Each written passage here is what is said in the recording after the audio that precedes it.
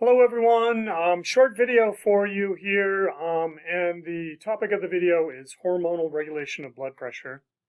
So if you're in the 9 o'clock section, we didn't completely get to cover this, and so I wanted to give you a very short video to give you the full picture.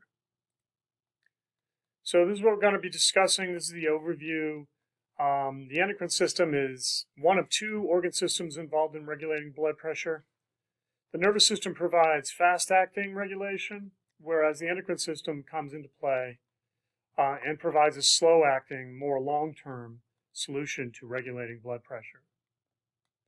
On this slide are the list of the main hormones that are involved: angiotensin II, antidiuretic hormone, or ADH, aldosterone, epinephrine and norepinephrine, and atrial natriuretic peptide, or ANP. The first four on the list act to increase or at least maintain a stable blood pressure, and the last one, ANP, acts to decrease blood pressure. And this slide is just reminding you of the factors involved in blood pressure regulation.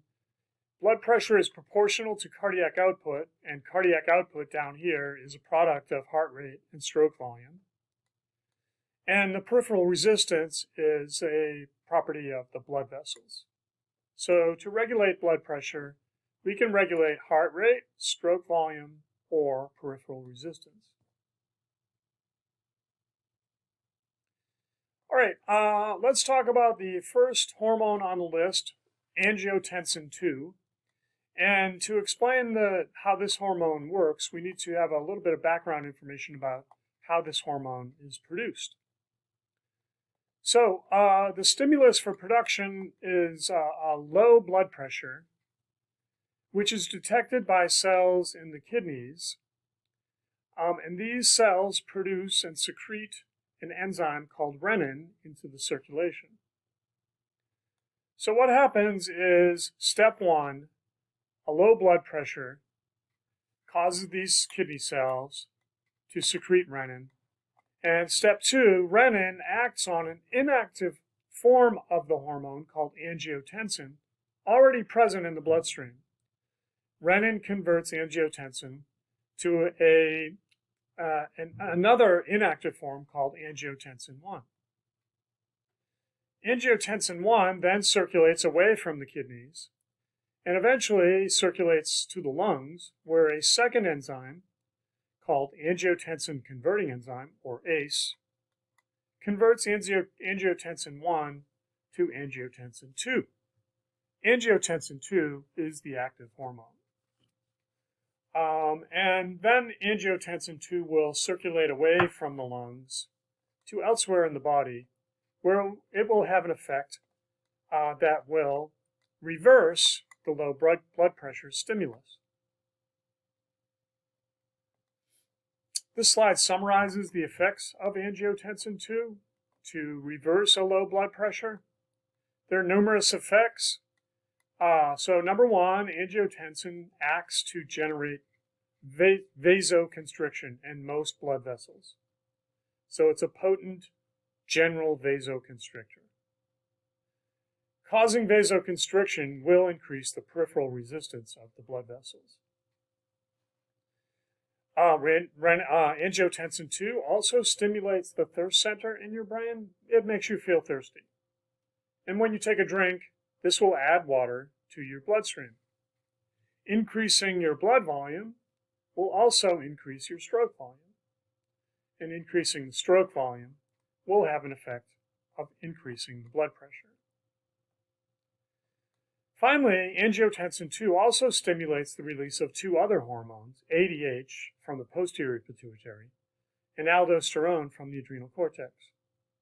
Both of these hormones work in a similar way on the kidneys, and that is to minimize water loss to the urine. As a result, this stabilizes blood volume and prevents a further drop in blood pressure. The renin-angiotensin system is summarized on this slide, showing low blood pressure detected by cells in the kidneys to cause them to release renin. Angiotensin comes from liver, and those cells in the liver make it and secrete it into the bloodstream. This is normally present in the bloodstream, and normally remains as angiotensin unless low blood pressure causes the release of renin. Renin converts angiotensin to angiotensin I. Circulating to the lungs causes angiotensin I to be converted to angiotensin II. And step 4 here summarizes the main effects that angiotensin produces. All of these effects will either increase or maintain, at least, stable blood pressure. Okay, so this slide summarizes the effects of angiotensin II. Stimulating vasoconstriction increases peripheral resistance, and increasing peripheral resistance will increase blood pressure. Stimulating thirst will cause you to increase your blood volume. This increases your stroke volume, which will increase your cardiac output. Cardiac output increases blood pressure.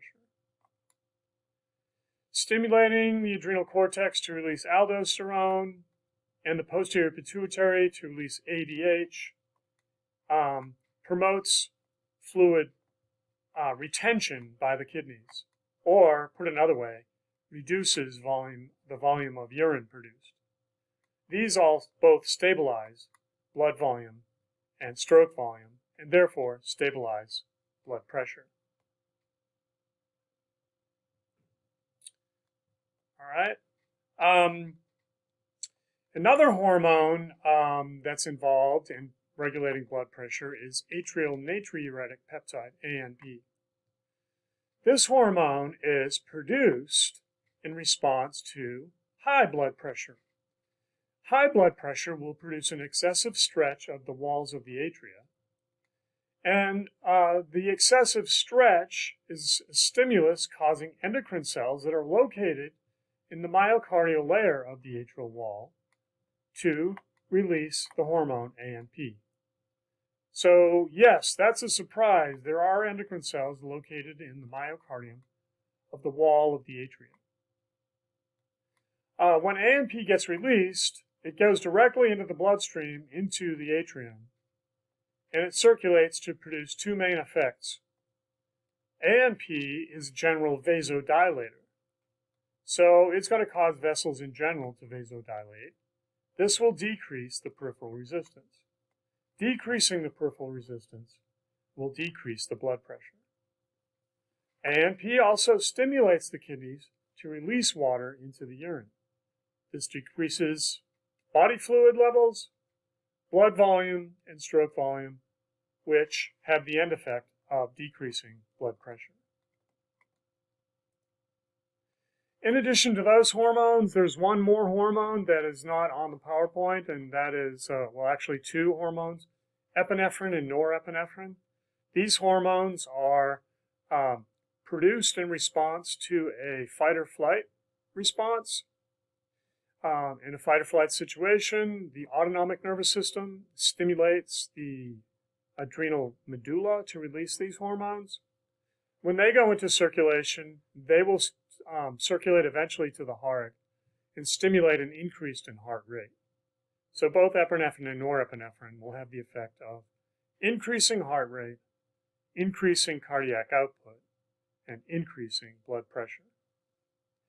So, to summarize, angiotensin and epinephrine and norepinephrine all increase blood pressure. Antidiuretic hormone and aldosterone act to stabilize blood volume and stabilize blood pressure. Natriuretic peptide, ANP, acts to decrease blood pressure. Okay, that's it for this summary. See you later.